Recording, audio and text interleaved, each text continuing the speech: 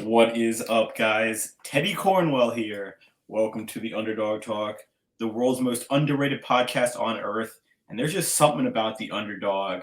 But today, you see him, young LA athlete, ghost athlete. List goes on and on and on. Amateur Olympian. I could go on and on, Dorian. But how are you doing today, big fella? How's the day been? What's been up today? How you doing?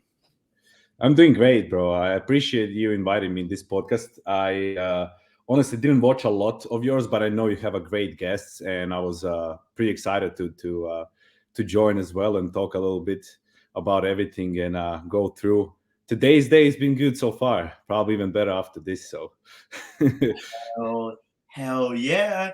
And bro, I started watching your channel and bro, it is really freaking good. The content is phenomenal. I love how you incorporate training into it.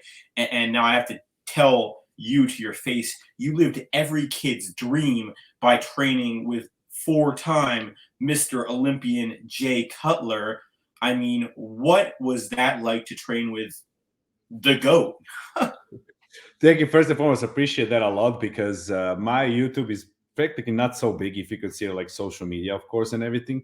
But the reason of that being is because I really like to film videos in my way, like purely kind of give insight of who am I, my character fully and everything. So I kind of separate like Instagram is my main social media, like because I have the biggest following there, I will say.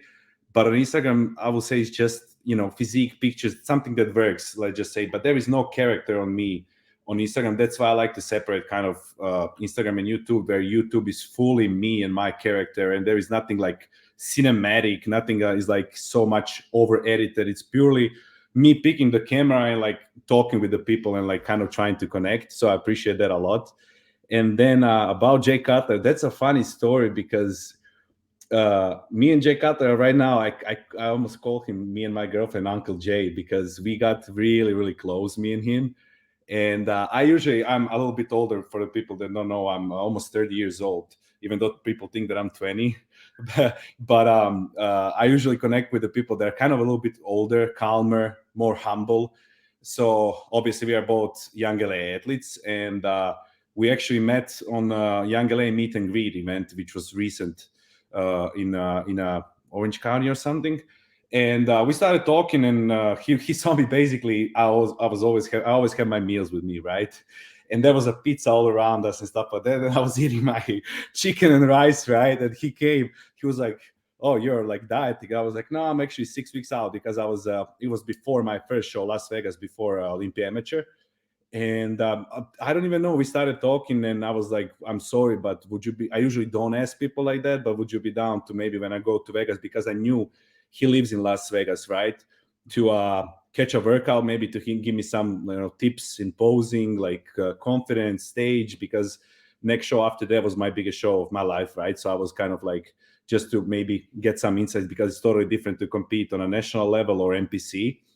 And since then, literally we are like talking every single day. He This morning he texted me, how is everything going? He always checks on me. He asks me how is the food, how is the training, calls me and stuff like that. So I got really, really close with Jay Cutler, and that's one of the most important thing I would say about the fitness community for me personally, just connecting with the people and having like connections, and something that is not displayed maybe in social media, but in private life, having those connections, I think, is the most important for me. So, yeah, that was epic for sure. Yeah, that looked damn epic. Being able to train with the goat is phenomenal right there, Dorian. And I do have to ask you this. I was watching one of your videos. I can't tell if you're messing around with me or not. You got two Tito's from the liquor store before your amateur show. Did you actually drink those before your show to dry up? Yeah, both. That's the approach. Well, I think most of the bodybuilders use the approach of having a shot of vodka day before or night prior. If I don't know if you ever talk with anyone else, but I know that I saw multiple times in the YouTube videos that people do that, and my coach likes to do that as well, because I don't use any diuretics and anything. I'm usually like pretty dry. Even like he didn't even wanted to give me even that. But I wanted that because obviously I do want to look a little bit drier on the stage, right? For Olympia, it was a little bit different because I took twice. I took in the evening and I took in the morning because we were filling up way more. So I was kind of a little bit more watery, right? Because of the carb intake and everything.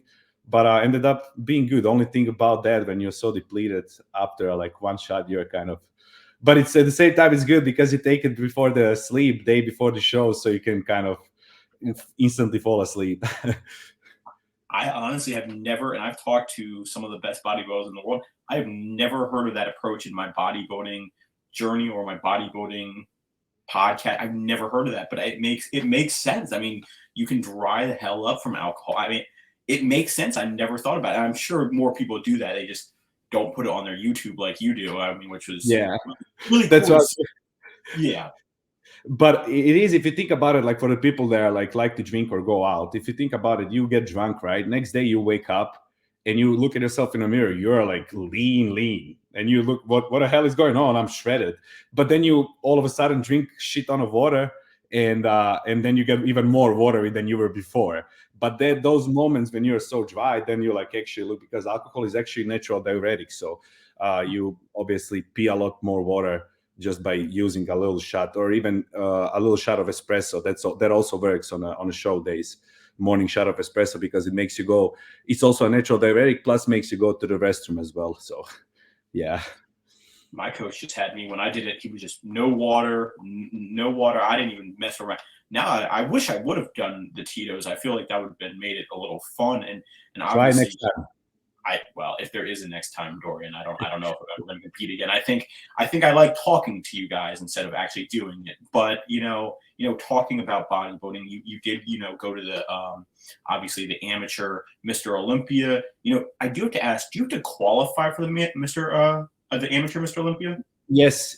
That's why I ran that show 5 weeks before. So I competed in Las Vegas. I think it was a Ace of Stage or something like that. It was NPC. And I won that overall, and that's how I placed for. Even though obviously you don't have to win overall, you just need to win first or second place, I think, in a group to place for nationals, because it's considered as a national show, right? But at the same time, that's the only show that everyone from abroad can come and compete just by being qualified, right? So it's like that's the only show that all, like, you can see so many people, an amateur show, I'm saying, that you can see so many people from like Europe or like other continents and stuff like that. So I will say it's probably one of the toughest shows to get a pro card, not because I'm competed there, but it definitely in terms it's toughest show to get a pro card, because at the same time, all the shows, national shows in USA, I think not maybe all, but 90% of them, you get a pro card by placing first or second in the group, right? So amateur Olympia, even if you win the group, still didn't get a pro card, and the groups are pretty crazy because people are coming in a really good shape. It's Olympia, and then you go for an overall against 10 other people, and only top 3 overall get a pro card. So I didn't even know that, to be honest. When I came, I was like, "Oh shit! Okay, this is gonna be a trouble." Because when I saw the people like there, how they look like and everything, but at the same time, for me, I did not expect immediately to get a pro card. It was more for experience, for just to feel the atmosphere, feel how it actually looks like to compete on a bigger show like that. And I'm really happy that I actually did that. And I took a feedback. I like literally took everything that I did wrong, and from now I'm working on that, and next time will come better. Hell yeah. And I saw you were in the first call out. So, I mean, congratulations there. That right there is impressive. Obviously, I think it's all about, we had Derek Lunsford on the podcast, who is the Mr. Olympia, obviously, possibly might go down as the best bodybuilder of all time. But, he didn't get it his first time. He got second. But he got it his second time. So I think in bodybuilding, it's all about that muscle maturity, really kind of finding what worked for you. And obviously, you did damn well on your first big show. So, I mean, congratulations there. Now, I do have to ask you this. Why did you pick men's physique over, classic or even 212? Why was men's physique what you wanted to do, Dorian?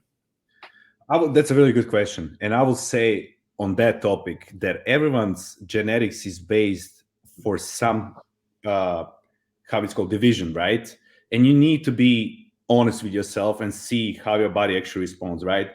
So I was actually, while we're on the topic also, I was talking with Jay Cutler, and he was saying like how much was he eating and stuff like that to get so big, etc., etc. And then I responded, I was like, yeah, but even me as a person, not just me, but everyone that was sitting there, eat so much and train as you are, we still wouldn't be as big as you are. Your genetics are just different. He said he couldn't fit jeans when he was 18 years old already, right? And at the same time, he responded me because my metabolism is, for example, like whoever knows me or follows me, I think like I have some disorder. I don't know what it is, but I was eating 4,500 calories during my peak week, literally all whole peak, and go watch my videos and everything. So I don't diet. I don't go lower than 300 grams of carbs before the shows. Like that's something that I still suffer on 300 grams of carbs. Like people suffer on a zero carbs, but my food intake is always high. And he even said at that moment, he was like, I didn't eat as much as you ate even when I was 300 pounds. And he was like, that's the difference, like your genetics and my genetics, for example. So I think I was professional soccer player. Okay. And my genetics is just my body is just framed as an athlete. I have an athletic body, and that's it. That's why I also kind of use that for the modeling as well.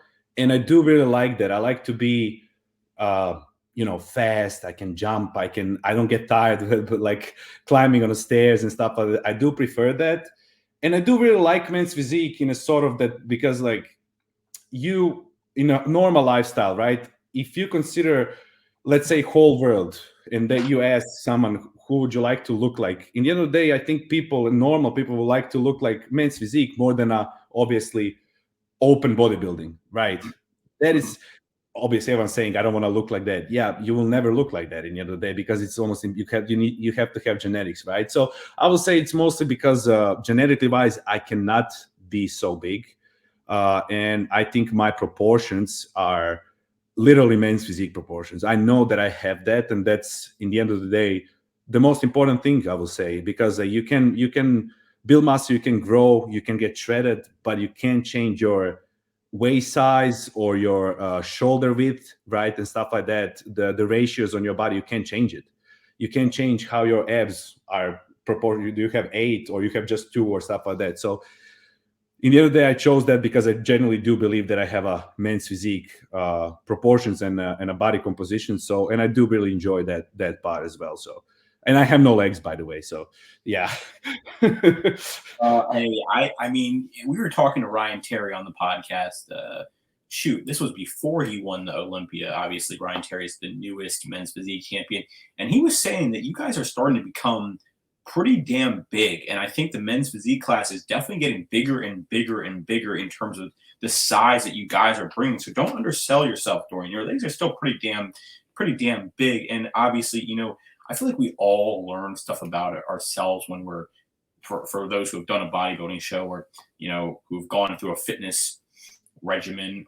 You learn something about yourself. So what did you learn about yourself in this prep, obviously, for the Amateur Mr. Olympia, and what did you find out about yourself as a human being, Dorian? Once again, great question. That's great and tough question at the same time, because there is so many things going through your head and everything when you're on a prep, right? You become something totally different, I will say. Like that's probably not even you anymore. So this was probably the toughest prep of my life, for sure. This is my 3rd show ever, by the way. So like I didn't go through preps or anything so far. My coach Alex actually saw the potential, and he was like, let's try to get the pro card, right? So I actually took a first off season ever in my life, which was like 11 months of a bulk almost. And before that, I never did a bulk in my life. So in that off season, my previous show before that, I think I was on the stage maybe, and the last show was actually summer shredding, which I won also. But I was 177 on the stage in that time. And on Amateur Olympia, I was 193. So that's only from one off season. So we gained like, what is that? Like 16 pounds of a muscle practically, because obviously and because of that, the whole prep was extremely long. On top of that, finishing that that show in Las Vegas and then have 5 more weeks to Mr. Olympia, right? Those 5 weeks was probably the toughest weeks because you just did something. Your dopamines are high, right? I won overall, so and now you have 5 more weeks of going even harder, but your body is already in a place that like you don't want to be there anymore. Like mentally, physically, however you turn, you're not happy. You're not good for socializing with other people.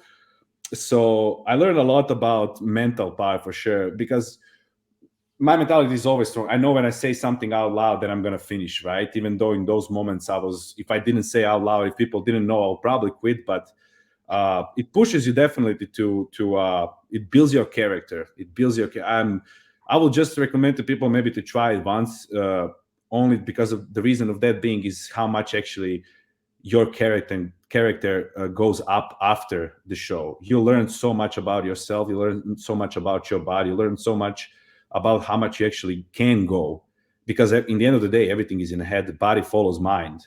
So if you are unhappy or you are sad or you don't, and you're saying to yourself, I don't have energy this day, that's exactly how you're going to perform, right? So definitely it was more learning curve as far as concerned a mental part.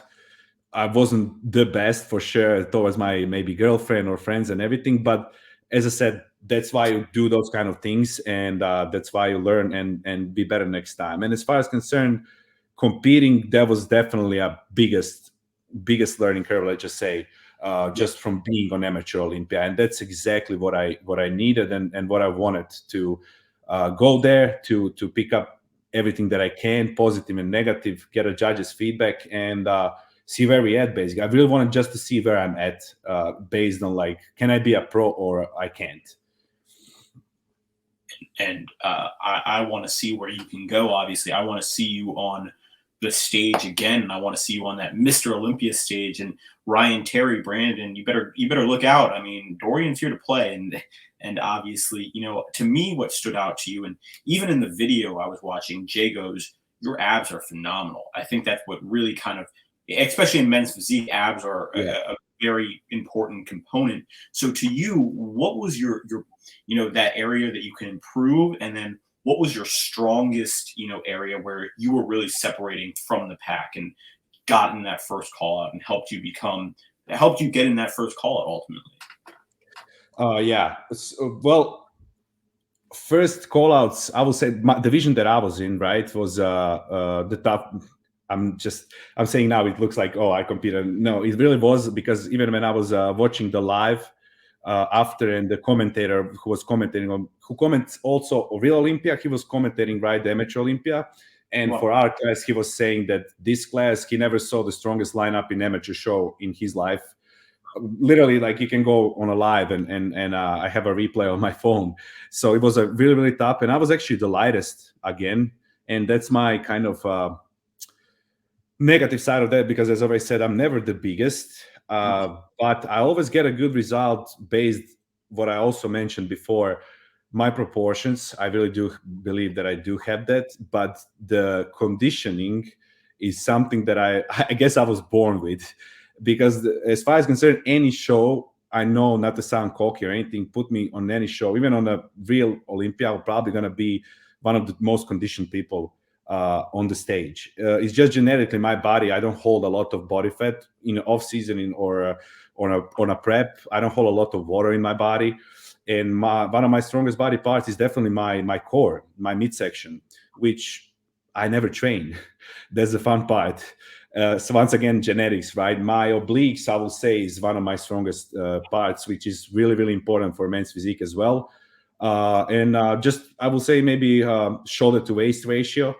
Also, my shoulders are pretty good, but we did get a feedback, and I knew me and my coach knew from the beginning what feedback gonna basically be. The question was just, do I need a longer off season, or can I hop back on stage pretty soon? So the feedback was, out of 3 judges that I sent, 2 judges didn't say anything that I need to improve based on physical part, which is absolutely amazing, because those judges are judges. They are judging Chris Bumstead, they are judging Derek Lunsford and everything. So those are the best judges in the world.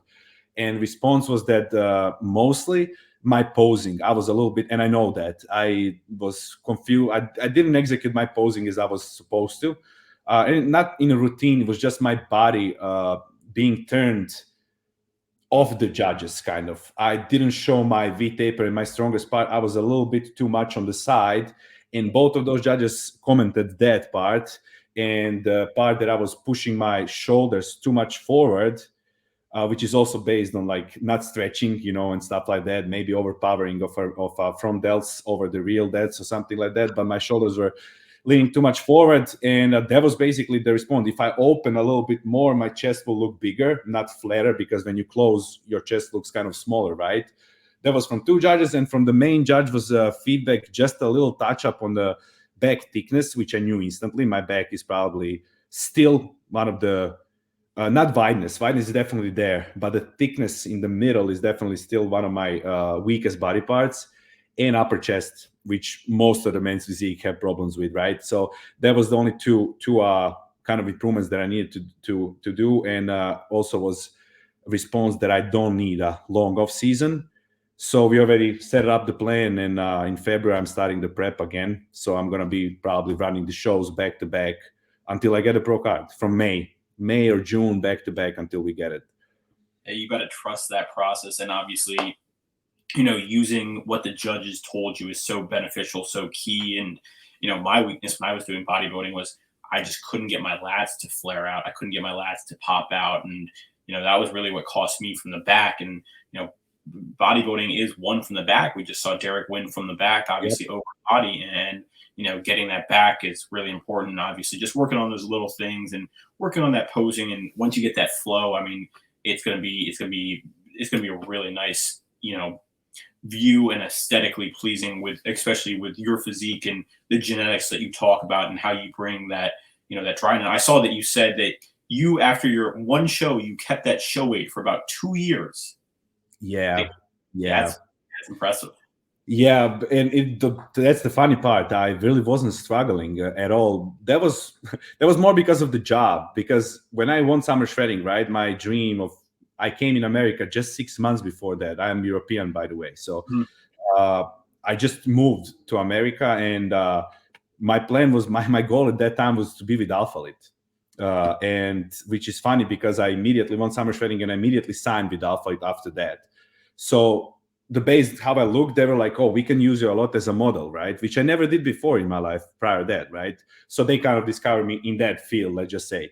But with that said, what it came was what they did like my physique, how I looked on the stage, right? So that came, like, Christian in that time told me, just stay as you are and like everything's going to be great, whatever. And I took that too seriously, because I was walking almost stage ready for like next 2 years, which I would say in this moment now, and I kind of focus more on bodybuilding, right, was a mistake, because in those 2 years I couldn't progress a lot, but I was walking basically shredded for like almost 2 years, and over time you obviously get even smaller. But the funny part was I was still eating 4,000 calories in that time, even though like I was walking. I would just do I would say I'm really active overall. I do a cardio, I'm active throughout the day. So on top of that, fast metabolism, I always can eat, and I never suffer in those terms. But yeah, that wasn't so bad. But now if I can repeat that, I wouldn't probably do that, because now we will probably be a little bit bigger for this show. It's all about, Dorian, it's all about coming back and learning from the previous show, and that's what you're doing now. My final two questions for you. Obviously, you're killing it in the fitness industry, first of all, so just hats off to you with what you're doing. You remind me of we had Lex Tarasoff on the podcast. And I think you know him. He's a young LA athlete as well. Yeah, right? Yeah. My boy. Yeah. Both remind me of each other in terms of the modeling and then just the aesthetics that you guys bring. And I think you guys are like long lost twins. I just had to shout that out there. So my final two questions. The first one: what is your biggest tip for someone who is looking to start that fitness journey like you once were, Dorian? Just be yourself. I know it's a cliche, but it is just be yourself, and you gotta put the work in at the end of the day. It's not just like, for example, I did not expect that I'm gonna be where I'm at right now at all. I came from being professional athlete to working as an immigrant in a restaurant, And then I was prepping while working in the restaurant. I was prepping for a summer shredding, and literally I was 2-3 days out working double shifts for 12-hour double shifts. And I would still eat my meals hiding in the kitchen and stuff like that. 99% of the people don't even know that, only the closest people to me. But last day I quit because I was pretty sure that I'm going to win the show. I don't know why. I just had a feeling that I want to. So I came in the restaurant and I said, I don't want to work here anymore. We won summer shredding, and then maybe week or two after I moved from Galveston to Houston, and I basically just started posting pictures of my physique, and the most important part, once again, I'm going to repeat, is who you surround yourself with. I'm going to repeat that a million times. Is I wouldn't be here where I'm at if I didn't meet a lot of people throughout this journey, right? I wouldn't be here if I wasn't surrounded by the right people who gave me a tip or to guide me, because I didn't know what I'm doing. I was just posting, right? So a lot of those young kids also at the same time post, go viral, and they think that's it. But long term, you gotta be obvious yourself, because long term you can't be fake for 10 years 15 years if you really want to be in this social media. And also, if you're fake, you're not gonna make those connections. So for me, that was all about that, and a character. Of course, I will say that my path was mostly because of being humble and working hard and just meeting the right people at the right time. And a lot of people is usually, they don't know me, right? Let's say haters or whatever, will say, how the hell is he you just said young LA, and I'm always on their pictures, right? I'm always on Instagram, on the websites and stuff like that. It's not because I'm the best looking or anything like that. It's mostly those companies want to work with me because I know those people personally, and I'm always there for anyone that needs me, based on work, right? If someone calls me in the middle of the night, we need you for a photo shoot, those people know I'll be there. And I'm one of the people that I work for my money, that I don't just sit at home and sell based on my codes, right? And everything, earning commission. I actually work for my money. I find myself that's the easiest way for me, working actually and providing something back to the company that is actually paying me, just to be their athlete in the end of the day. So kind of that was my path, and yeah, that's kind of a tip. Everyone has their own. Mine was maybe that modeling at some sort of way, shape, or form, and then towards that modeling and everything, I met a lot of good people, and yeah, here we are. But only at the beginning, I guess. It is only the beginning, and I think it comes down to, if you do things the right way, things will go your way. Is what it really comes down to, Dorian. You've done it the right way. You're who you are on YouTube. You're not sugarcoating shit. You're not bullshitting anyone. You're who you are. You're authentic. You're genuine, and that's why people can flock to you, look up to you, and really uh, changing the game. And well done on that. I was going to ask you what your biggest underdog moment was, but I think working in the kitchen doing double shifts while training to be at summer shredding is a pretty damn big underdog moment right there, ladies and gentlemen. That is something about the underdog. They are the hungriest. And that to me was your underdog moment right there. I mean, you wanted it, you did it, and you won it. So well done on that, Dorian. Now, it's such an honor and privilege talking with you, man. Now, before we go, what are those codes for Young LA, Ghost, and what is your Instagram? Where can we find you? Do you have a TikTok? The floor is yours, man. It's pretty simple. Exactly what it stands on this screen. If people can see that, that's all my social media. Dorian dot my last name. I will say Vranjes because I'm European. I don't know how Americans read that, Vranjes. But it's Instagram is the. I do have a TikTok, even though I don't use it as much.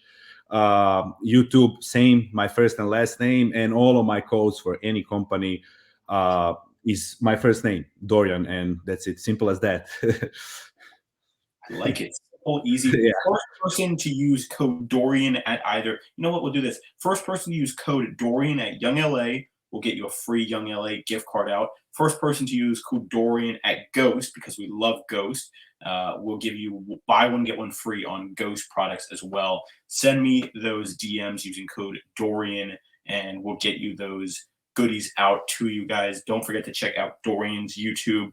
I myself have started watching it. Some really fascinating content, really interesting content, really If you love the gym, if you love training, if you just love kind of a blog where you can get to know someone, Dorian's content is perfect, ideal for that, and really love what you do, Dorian. Again, so hats off to you, man. Guys, don't forget to like, subscribe, and comment on this video. Until next time, guys, Dorian and the Underdog out.